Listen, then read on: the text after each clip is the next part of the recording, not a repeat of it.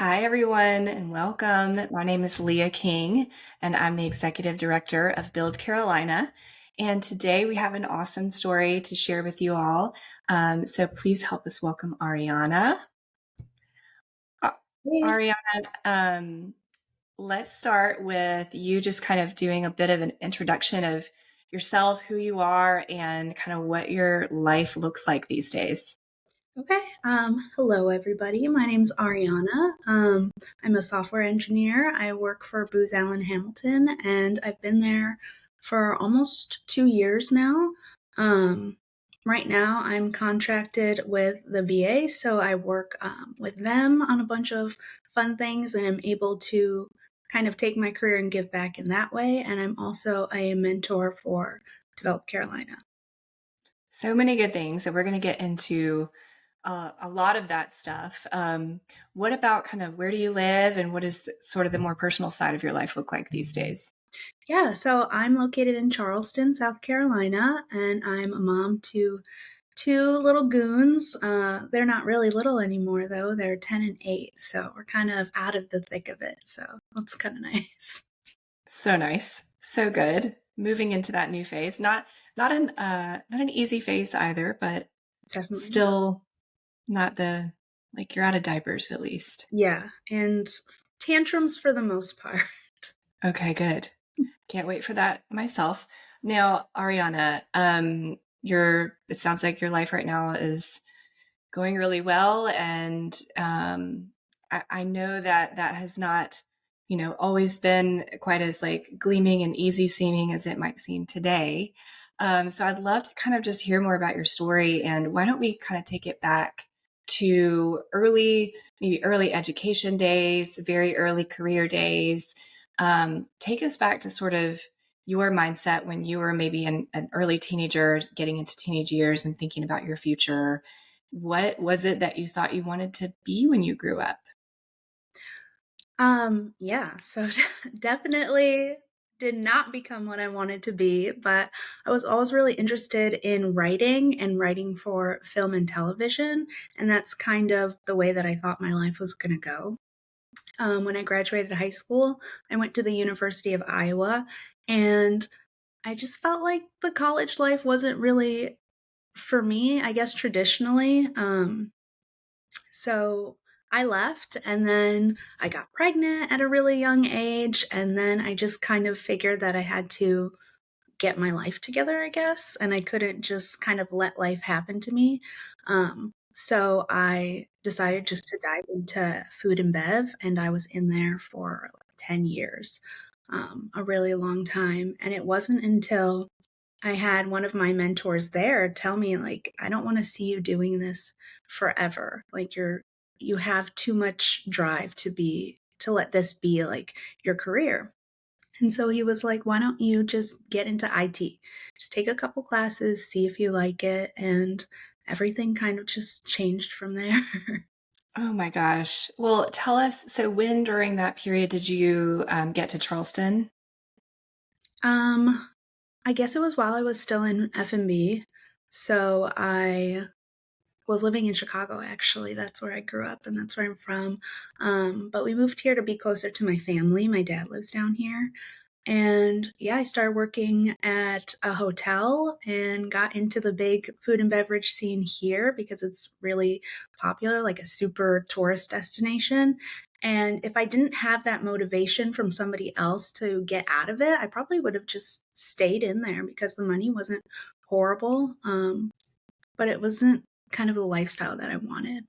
Hmm. So, when this person looks at you and really sees you and says these words to you of encouragement and of kind of recognizing that you have an internal drive and that you are kind of destined for more, how did that feel in that moment? Had you ever thought of yourself that way?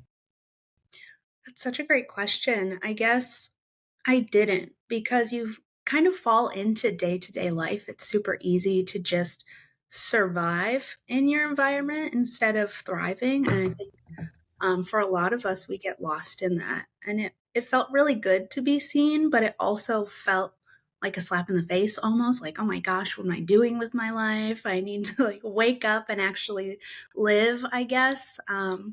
So it was a reality check, but it also was a nice one, I guess. Yeah.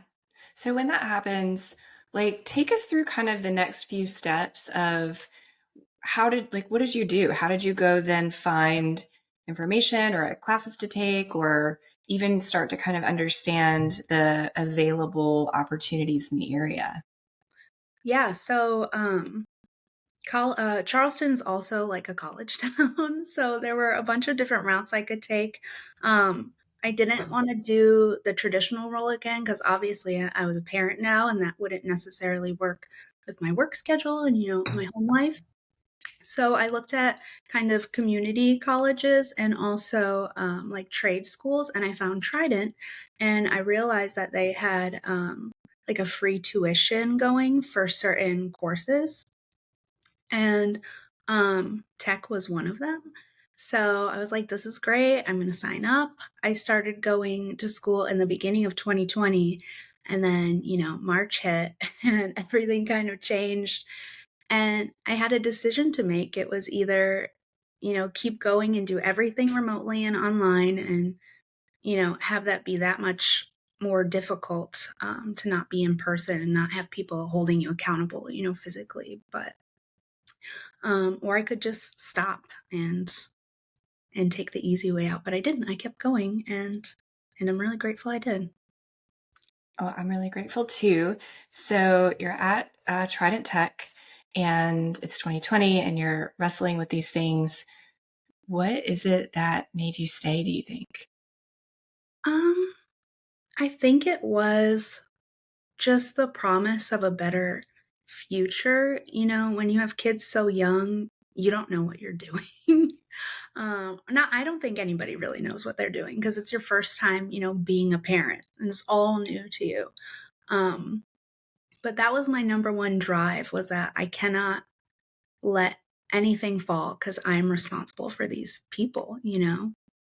And so I just kept doing it. And along the way, I found that it wasn't easy, it was really challenging, but once you figure it out, it feels so good, and you kind of just get addicted to that feeling almost of, "I did this, I solved this." Yeah, I think that's Mm, why I love it so much.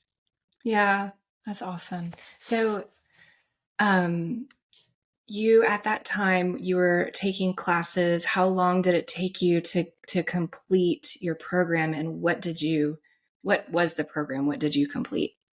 So, originally, I went to Trident for, like, network systems management, and that's a different route you can take, for the computer science. But it wasn't until I took a programming class that I absolutely fell in love with the instructor. His name was Tom Brady. He's retired now, but he was so excellent. And I changed my major, I guess, to be programming instead. And I met so many great people, and it only took 2 years. It wasn't very long. But I did continue to, take classes over the summer so that it wouldn't take longer. But yeah, I started January of 2020 and then I graduated at the end of December. I think it was 2020. Yeah. And then I guess after that, kind of life changed because that same instructor was like, we have an apprenticeship program. I don't know. Should I jump right into that? Sorry. It's like, Yeah. No, please jump right in. Um, so I graduated with it's really great group of people, and uh, Mr. Brady was like, "Hey, we have this program that we think all of you should apply to because you're newly graduated, and it kind of bridges the gap between, what you think you don't know still and being in a position where you're hireable." And we're like, "Okay." Um, we all applied. We didn't really think much of it. We're like, "This would be really cool," but we're like, "Oh, we're probably not the right fit," which that's the imposter syndrome setting in like almost immediately. But we all got in and like it drastically changed all of our lives, I think. Oh my gosh. So I'll give my side of that part of the story too. because so this is the end of 2021, beginning of 2022. And on our end at Build Carolina, we had been hearing for really years, but certainly been focused on it for 2020, 2021 in building what eventually became the Develop Carolina Apprenticeship Program. But in the midst of developing and creating this program, we launched the first iteration right at the end of 2021 for our first cohort to begin in 2022.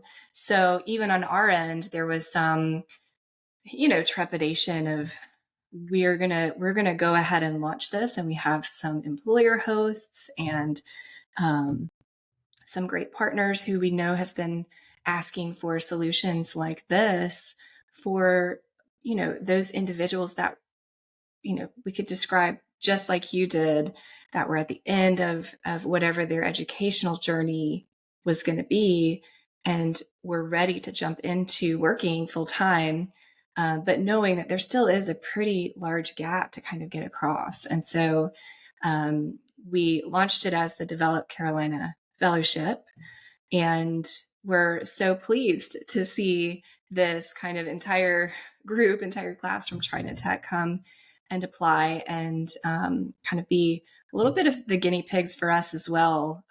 So we were all taking risks on each other, and in the end, it for sure, paid out. But so you apply for this program, probably among, I'm assuming here, Ariana, so correct me if I'm wrong, but probably among several applications and opportunities that you were looking at. Will you take us through, go back to kind of that time right at the beginning, and take us through what your thoughts were as you applied and interviewed and started going through that process, and then as you were accepted and actually began the program? Just describe a little bit about what that was like for you. Yeah. So I don't want to speak for everyone, but for me, it was you graduate and you're like, okay, now what? Like, I have no clue what I'm doing. I feel like there's still so much that I don't know. Um, so as soon as we graduated, for me, that was the only application that I sent out because I didn't feel like I was ready to, do any kind of tech interview or present myself like I even was hireable. Um, so when I got accepted, it was kind of like a weight had been lifted because I did have that much more time before I had to enter, like the real workforce. But yeah, so we applied and then we had to fill out this kind of self evaluation. And we were all very nervous. We're like, I don't know how to grade myself. If I give myself something low, like, should I be honest? I don't know any of this stuff. So we went through, we did the self evaluation, and then we had the interview process. And it was really great. We were interviewed by Chandler and Alex, and at least I was. Um, but it was great. They were so easy to talk to, and they made us feel very safe, I guess, to say that we still don't know a lot of things. And they were just really supportive, and that made me want to be a part of this even more. And then my final interview was with Katie Miller, and you know, she's just a light in this entire world. She's just amazing. And after that, I knew I was like, this is the start of something really, really special. Um, and then I got accepted, and it changed everything. I keep saying that, but it's true. It's so true. So you get accepted, and then take us through just kind of, so it's a 6-month program, this apprenticeship, and take us through kind of what the day-to-day looked like for you and what your schedule was, and just fit into your life as well. Yeah. So it was 6 months. You get kind of a stipend to, make sure you're surviving throughout it all, which is amazing because a lot of programs don't do that. But you basically have several days in like a classroom setting, and then you have several days with an employer host where you're actually on the job, learning what it takes to become, a software engineer. And then simultaneously, you're also building a full stack project. When I went through it, it was a project that you built completely on your own from the ground up. You did it all. And it was just a really incredible experience. I know it sounds like a lot and the workload can be heavy, but I was just really grateful to be there, and everyone was so supportive and responsive in the way where if it was too much or if things felt off, you could just go to somebody and they'll be like, "I got it. I'll take care of it." Um, yeah, it wasn't it felt like very balanced, I guess, Mm. because at least I went in office, and I think that helped me the most, to be more hands-on and learn the most and get the most out of it. So what happened after that? So spoiler alert, Ariana finished the program and graduated and got a certificate. And there's one other big piece of that headline that I'll let you take. I ended up, getting hired. I Yeah, that's crazy. It's so crazy to think that in 6 months you could go from graduate to I'm an engineer now, and I can do all the things. But yeah, I did not end up getting, hired at my host company, but I did get hired at Booz Allen. I was able to take those hands-on skills and just bring them to the table, if that makes sense. Yeah. And so you've been there for almost 2 years pretty Yeah, soon. yeah. Almost 2 years into full time into your career. When you take a look at your life today that you so love described in such a lovely way at the beginning and compare that to your life just 4+ years ago, and just the way that those two different paths could have gone, what sort of stands out to you as just the biggest, I guess, difference between those two kind of visions of how your life could have gone? I feel terrified because thinking of that kind of stagnancy of just doing something that was so unfulfilling forever, um, it's scary to think about just getting stuck. And I remember from your talk with Caleb that you had said a lot of the people that you find make the choice to take control of their own lives and they don't let life happen to them. And I just feel so grateful because now I have time. Like I didn't spend any time with my family. I was out the door at like 5:30 in the morning. I didn't get home till 5 in the afternoon. I was exhausted. And I do feel like I missed a lot of my kids' young life. But now I get to work from home. I see them constantly. I'm involved. I can take breaks to go volunteer for a field trip or something. I'm just home and I feel so grateful that I have this opportunity to live life this way, because so many people don't. Yeah. So, and talk a little bit about this is a question that we get a lot is some folks who will hear stories like yours and who will think, yes, I want that. Um, and of course, that's like having a nice balance in your life and getting to a point where you can get that is the goal for so many of us.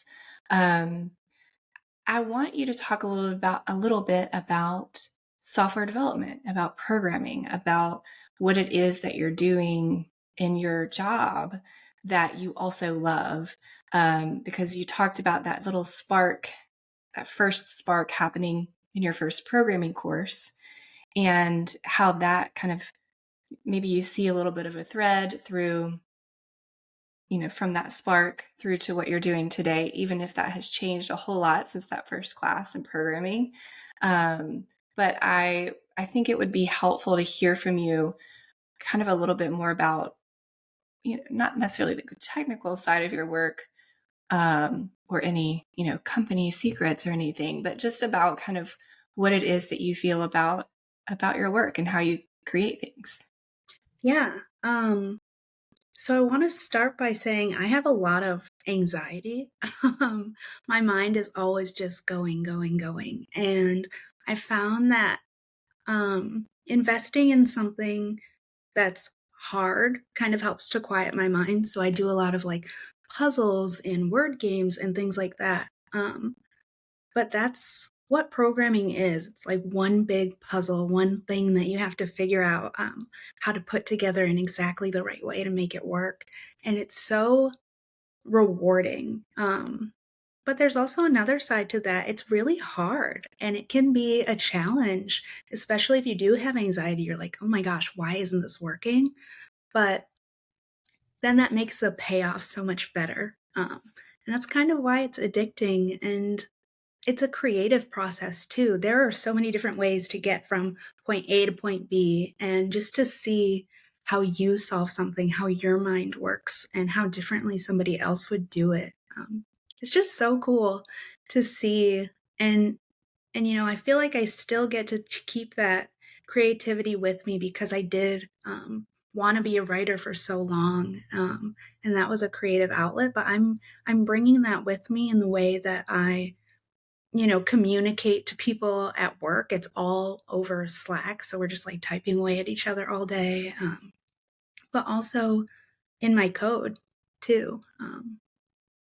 Yeah, it's amazing. And part of that is giving back too, because we do work, um, like our work directly affects veterans. And to Mm, know that we're making a difference is just, it's crazy to think how many people your work can affect in a positive way. mm. Such a cool thing to see that whatever your kind of passion is or whatever you really care about, that if you have skills that are highly technical, you can still work in any of those fields. It doesn't just have to be a straight tech company necessarily. And I think you described what that potentially could look like really beautifully. Thank you for sharing all of that. Now, Ariana, since you graduated, you have given several talks and become a mentor for a lot of others, primarily women, who are also kind of entering the field of technology. And I know that one of the areas you're really passionate about is just talking about being a woman in this field. So I'd love to get your thoughts at this point, almost 2 years into that full time. How does it feel to you to be a woman in this field? And what are some of the pieces of advice that you share with those that you mentor? Um, okay, well, I'll start with how it feels being a woman in tech. Is, uh, it's interesting. I feel really grateful because in Charleston, the tech scene is very inclusive and supportive, at least in my experience.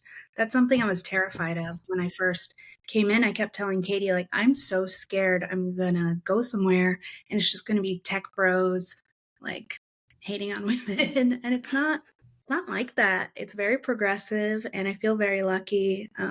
But we still have a long way to go.